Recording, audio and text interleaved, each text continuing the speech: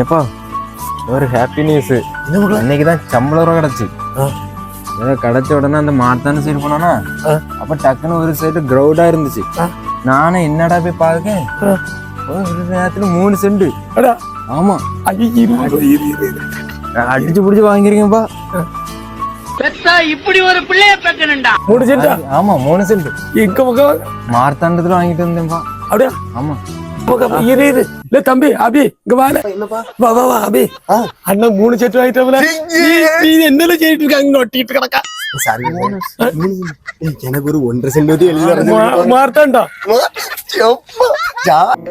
என்னை வச்சு ஒண்ணு காமெடி கிமெடி பண்ணலையே. நீ ஒரு 1.5 சென்ட் ஒரு 1.5 சென்ட் ஏதா இருந்தாலும் ஆளு பாதிதான். 1.5 எனக்கு வாங்கிருக்கீங்களோ எனக்கு தெரியாம. செண்டா வாங்கல. அப்ப நீங்க பேசுற 1.5 சென்ட். அது நீ வாங்கிருக்கீல 1.5 சென்ட் தான். அவனுக்கு கொடுக்கணும் பாதி.